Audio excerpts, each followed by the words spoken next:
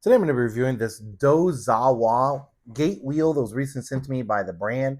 Now this is what it's going to look like. So it's going to be one solid rubber wheel. And then it comes with these brackets that you can install to install it like around your gate. Now also, if you have other bolts, you could certainly use this like for a wooden barn door or something like that, which is actually how I'm going to be installing this. So what I'm going to be doing is I'm going to be using like lag bolts for this and using this on my barn door. This does swing all of the way around, so you can see that it does swing entirely.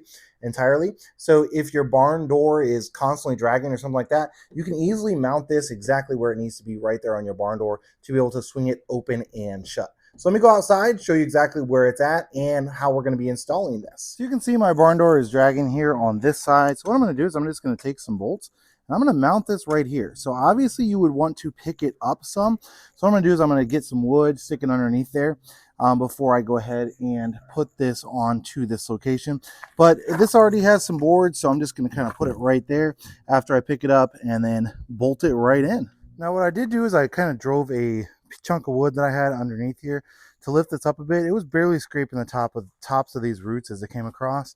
And then I also had a couple bolts that came through, so I just had to pop those off. So now that that's off, I'm going to go ahead and get that mounted here on this side. So the only problem with doing it in a barn door with bolts is that if they are not long enough, which these were, I would say like 2 inches long, they're just going to rip right out once you come into contact with the ground like I did here. So what I'm going to have to do is I'm going to have to get some long lag bolts to run through. So I'm going to have to drill holes, run long lag bolts through, bolt it, and then screw it in, like put it in through this side.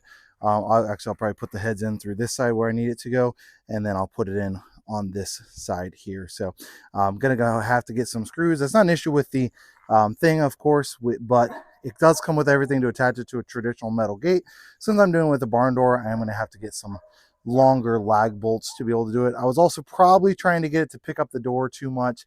I really only need it to be picked up maybe 1/4 of an inch, 1/2 an inch, something like that.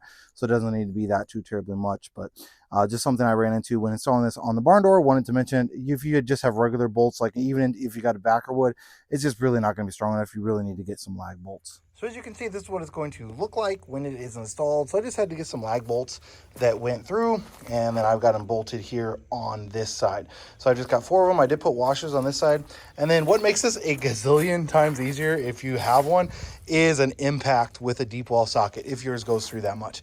Now, obviously, if you're doing it with the mounts that it typically comes with, you won't necessarily need to have an impact. But even then, it would be really, really helpful if you're using this on a traditional gate rather than a barn door. Whatever the case might be, this is going to work really, really nicely in regards to rolling it, keeping it above off the ground, making it a lot easier to open and close this barn door.